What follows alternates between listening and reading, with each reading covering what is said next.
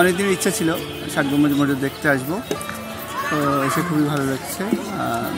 I am quite Impress যে 600 বছর আগে কেউ এরকম একটা টেকনোলজি করে গেছে, এরকম একটা বিল্ডিং রেডি করে গেছে যেটা টিল নাও আগের অবস্থানে আছে। আর একটা ইনফরমেটিভ থিংস যেটা আমার কাছে মনে হয়েছে সেটা হলো আমরা ষাট গম্বুজ মসজিদ যদিও জানি, আচ্ছা ইটস বেসিক্যালি 60 পিলার্স, এবং কিন্তু ডোম মানে গম্বুজ আছে 81টা।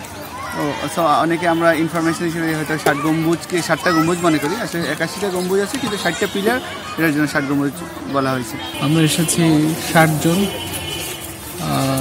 মূলত আমরা এসেছি সুন্দরবন ষাট গম্বুজ মসজিদ, খান জাহান আলীর মাজার এটা দেখার জন্য। তবে এখানে এসে এই জিনিসটা খুবই ভালো লাগলো, এটা স্মৃতি বিজড়িত বাংলাদেশের অত্যন্ত একটা তাৎপর্য বহুল আমি বলবো যে এই ধর্মীয় প্রতিষ্ঠান।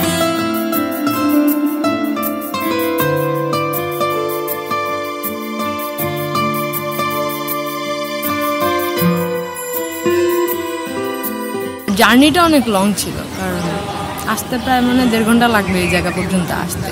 মানে এক জেলা থেকে আরেক জেলা ট্রাভেল করতেছি।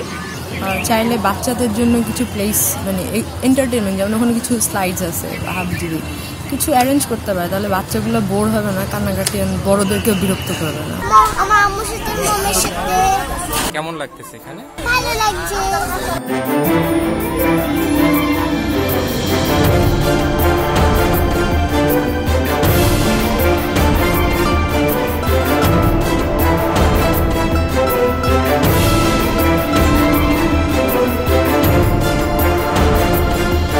বছরের অন্যান্য সময়ের চেয়ে ফেব্রুয়ারি মাসে পর্যটকদের আগমনের হারটা অনেক বেশি থাকে, বিশেষ করে পুরো ফেব্রুয়ারি জুলাই কিন্তু পর্যটকদের ঢল নেমেছে।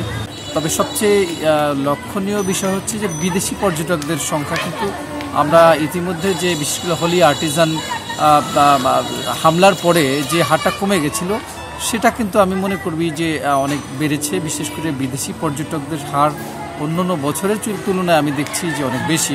এটা তো ওয়ার্ল্ড হেরিটেজ, সেই হিসাবে আমরা গর্ব অনুভব করি যে এত সুন্দর একটা জায়গায় আমরা বাস করি বা জন্ম নিয়েছি।